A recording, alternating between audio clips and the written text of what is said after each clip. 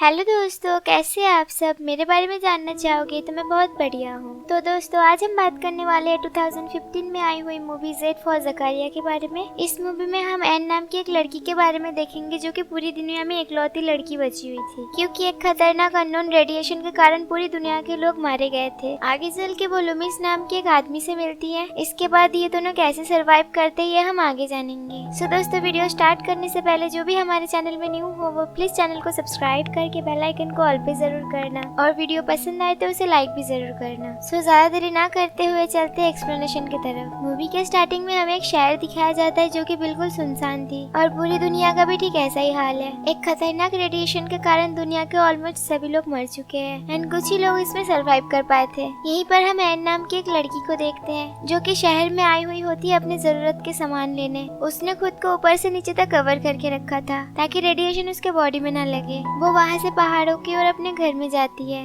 इस पूरे एरिया में वो अकेले ही सरवाइव कर पाई थी। पहाड़ों के बीच रेडिएशन नहीं फैली थी जिसके कारण वो अभी भी जिंदा थी। घर आने के बाद वो अच्छे से नहा लेती है क्योंकि रेडिएशन का थोड़ा भी हिस्सा उसके बॉडी में रहा तो उसकी जान जा सकती है। अगले दिन वो जंगल में जाती है अपने डॉग के साथ, जहाँ पर उसने ट्रैप बना के रखा था, पर वहाँ पर कोई भी जानवर नहीं फंसा था। तभी उसका डॉग वहाँ से भाग जाता है तो एन भी उसके पीछे पीछे आने लगती है। आगे ही उसे एक आदमी दिखता है जो कि अपने वैन को खींच के जा रहा था, तो वो उस आदमी को छुपके से देखने लगती है। इस आदमी का नाम लुमिस होता है। इसने भी रेडिएशन से बचने के लिए खुद को कवर करके रखा था। लुमिस के पास रेडिएशन चेक करने का एक मशीन होता है एंड जब वो देखता है कि इस एरिया में कोई रेडिएशन नहीं है तो वो बहुत ज्यादा खुश हो जाता है। वो अपना शूट उतार के खुशी के मारे चिल्लाने लगता है। इसके बाद लुमिस एक झरने में नहाने जाता है जहाँ पर अचानक एन उसके सामने आ जाती है। वो एन को देख के डर जाता है और अपना गन पॉइंट कर देता है। एन उसे समझाती है कि इस पानी में रेडिएशन है तो वो तुरंत ही वहाँ से बाहर निकले। जैसे ही लुमिस को इस बारे में पता चलता है तो वो बहुत डर जाता है और पानी से बाहर आ जाता है, पर तब तक उसके बॉडी में रेडिएशन फैल चुका था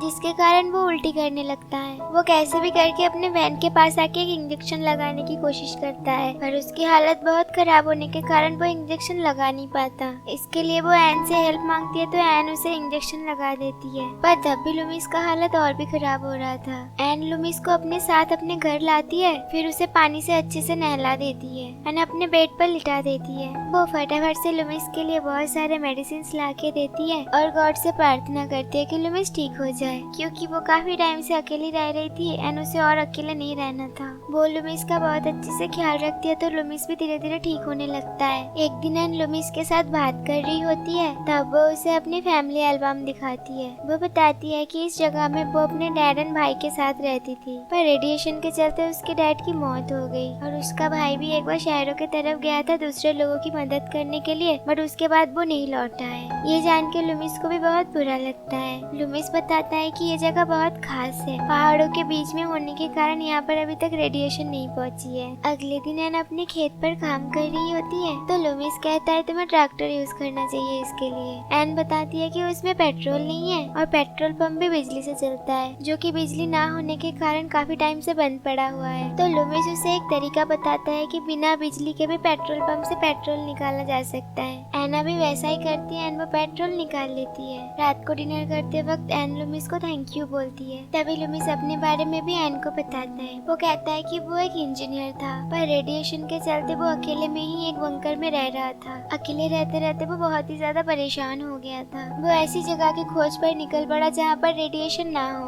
और अब उसे ऐसी जगह मिल चुकी है। अगले दिन वो दोनों मछली पकड़ने जाते हैं, जहाँ पर एन लुमिस को बताती है कि उसके घर का जनरेटर खराब हो चुका है तो वो अपना खाना स्टोर करने के लिए फ्रिज नहीं चला सकती। ये बात जान के लुमिस उस जनरेटर को ठीक करने की कोशिश करता है, पर वो ठीक नहीं होता। तभी लुमिस के दिमाग में एक आइडिया आता है। वो एन को कहता है कि पास में जो झरना है उसके मदद से हम बिजली पैदा कर सकते हैं, जिसके लिए उन्हें सिर्फ एक बड़ा सा लकड़ी का व्हील चाहिए। उस पहिए को बनाने के लिए लुमिस वहाँ के चर्च को तोड़ने की बात करता है, पर एन उस चर्च को तोड़ने से मना कर देती है क्योंकि इस चर्च को उसके फादर ने बनाई थी और इसमें उनकी फैमिली की बहुत सारी यादें हैं। लुमिस भी ये चीज समझ पाता है तो वो चर्च को नहीं तोड़ता। इसके बाद लूमिस एक सुपरमार्केट में जाके बहुत ज्यादा ड्रिंक कर लेता है। जब एन वहाँ पर आके उसे पीने से मना करता है तो वो एन के साथ बदतमीजी करने लगता है। घर पर आके भी वो एन पर बहुत ज्यादा चिल्लाता है, जिस पर एन गुस्सा होके वहाँ से चली जाती है। अगली सुबह लूमिस एन को सॉरी बोलता है और उसके लिए ब्रेकफास्ट बना के रखता है। उसी रात एन लूमिस के साथ एक कैंडल लाइट डिनर करती है, जहाँ पर वो बहुत ज्यादा ड्रिंक कर लेती है। नशे में वो लूमिस को शादी के लिए प्रपोज करती है।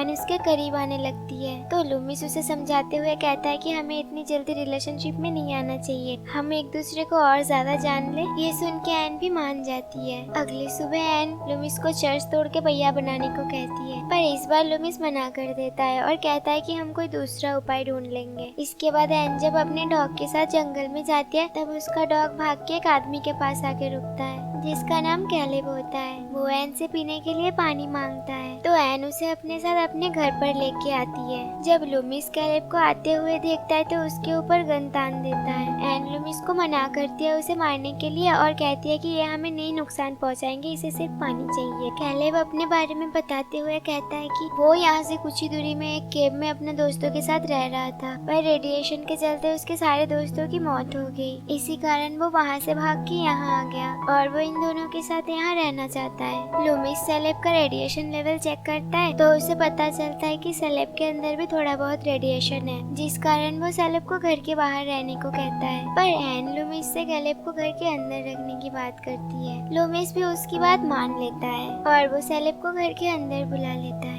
ये तीनों बैठकर लंच कर रहे होते हैं। तभी सेलेब लूमिस के बारे में पूछता है कि वो यहाँ पर कैसे पहुँचा। तो लूमिस बताता है कि जब वो एक सेफ एरिया ढूंढ रहा था रहने के लिए तब उसे रास्ते पर एक लड़का मिला था जो कि रेडिएशन के कारण बहुत ही ज्यादा बीमार था। वो लूमिस के हाथ में बंदूक देखकर उसे मारने के लिए कहता है, पर लूमिस उसे नहीं मार पाता है और उसे अकेला छोड़ के आ जाता है। इसके बाद एन सेलेब को रहने के लिए अपना रूम दिखाती है, जो देख लूमिस गुस्सा हो जाता है। वो एन को साइड में बुला के कहता है कि तुम इस बंदे को जानते भी नहीं, सो उसे अभी इतना प्रायोरिटी मत दो। एन उसे पूछती है कि तुमने मुझे उस लड़के के बारे में पहले क्यों नहीं बताया जिसके बारे में तुमने अभी सेलेब को बताया। तो लूमिस उसे सब कुछ सच सच बता देता है। वो कहता है कि वो बंदा कोई और नहीं तुम्हारा ही भाई था और मैंने उसे उसी टाइम शूट कर दिया था। ये बात सुन के एन एकदम से रो पड़ती है। लूमिस उससे उसके लिए माफी मांगता है तो एन भी उसे माफ कर देती है, क्योंकि उसे पता था कि शहरों में रेडिएशन के कारण उसका भाई वैसे भी नहीं बच पाता।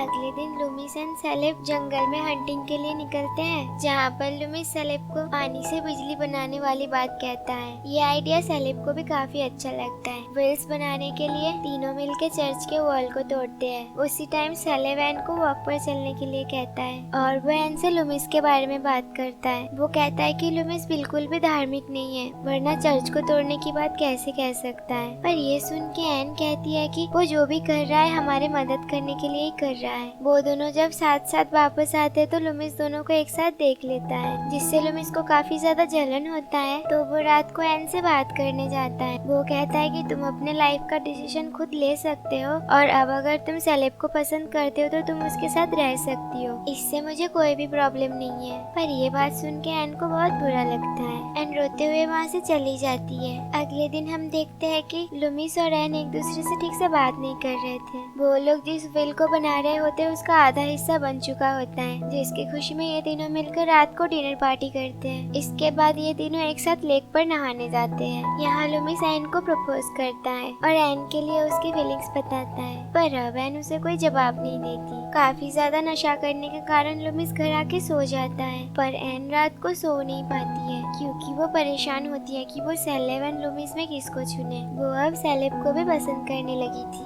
जिसके कारण वो सेलेब के पास जाके नाइट स्पेंड करती है। अगली सुबह एन नाश्ते के टेबल पर बैठी हुई होती है, तभी वहाँ पर सेलेब आता है और उसे प्यार से टच करने लगता है। ये चीज लूमिस देख लेता है कि सेलेब एन से अलग तरीके से बिहेव कर रहा है और उसे पिछली रात के बारे में सब कुछ समझ में आ जाता है। इसके बाद लूमिस और सेलेब बाकी का व्हील बनाने चले जाते हैं, जहाँ पर काम करते वक्त लूमिस सेलेब से कहता है कि तुम्हारे आने के कारण ही मैं एन के बहुत करीब आ चुका हूँ, जिसके लिए शुक्रिया शुक्रिया। पर सेलेब समझ जाता है कि लूमिस झूठ बोल रहा है। सेलेब कहता है कि तुम तो असल में ये चाहते हो कि मैं यहाँ पर आता ही ना, और तुम ठीक से झूठ भी नहीं बोल पाते हो। पर ये सुन के लूमिस कोई जवाब नहीं देता, बस स्माइल करता है। जब वो व्हील पूरी तरह से बन चुका होता है तो ये दोनों मिलकर उसे झरने पर लगाने जाते हैं। कैलेब लूमिस का सूट पहना हुआ होता है ताकि पानी से उसके बॉडी में रेडिएशन ना आए। जब वो लोग झरने पर काम कर रहे होते हैं तो कैलेब का पैर फिसल जाता है। लूमिस उसे एक बार तो बचा लेता है, पर दूसरी बार जब कैलेब का पैर फिसलता है तो वो दोनों एक दूसरे के आंखों में देख रहे होते हैं। इस बार देख के ऐसा लग रहा होता है कि लूमिस उसे बचाना नहीं चाहता है। यहीं पर सीन कट हो जाती है। इसके बाद लूमिस अकेले घर आता है, जहाँ पर रैन उसके सामने रोते हुए कल रात की सारी बातें बता देती है कि उसने कैलेब के साथ नाइट स्पेंड की थी। पर ये बात सुन के लूमिस कोई रिएक्ट नहीं करता है, उसे माफ कर देता है। जब एन कैलेब के बारे में लूमिस से पूछती है तो लूमिस झूठ मूठ का कह देता है कि कैलेब उसका रेडिएशन प्रोटेक्शन वाला सूट लेके चला गया है, और क्योंकि वो यहाँ पर रह रहा था उसके लिए थैंक यू भी बोल के गया है। सो हम समझ सकते कि लूमिस ने कैलेब को नहीं बचाया था और झरने से गिरकर उसकी मौत हो गई है। इधर एन को भी लूमिस के बातों पर डाउट होने लगती है, तो वो कैलेब को ढूंढने के लिए निकल जाती है, पर कैलेब उसे कहीं नहीं मिलता। वो समझ जाती है कि लूमिस ने कैलेब के साथ कुछ किया होगा, और इससे वो बहुत ही ज्यादा दुखी हो जाती है। इधर लूमिस भी जनरेटर को चालू कर देता है, जिसके बाद पूरे घर में लाइट आ जाती है। पर एन अब लूमिस को उस नजर से नहीं देखती थी। एन बहुत ही ज्यादा चुपचाप रहने लगी थी। वो अपने पियानो पर बैठ के एक गाना प्ले करती है, तभी वहाँ पर लूमिस आता है। यहीं पर ये मूवी खत्म हो जाती है। आशा करते हैं आपको आज की एक्सप्लेनेशन अच्छी लगी होगी। अच्छी लगी हो तो वीडियो को लाइक करके कमेंट सेक्शन में अपना राय जरूर बताना, और अगर आप हमारे चैनल में न्यू हो तो चैनल को सब्सक्राइब करके बेल आइकन को ऑल पे जरूर करना, जिससे आपको आने वाली हर एक वीडियो की नोटिफिकेशन मिल जाएगी। आज के लिए यहीं तक गाइस, मिलते हैं नेक्स्ट वीडियो के साथ। तब तक के लिए bye, have a great day and love you.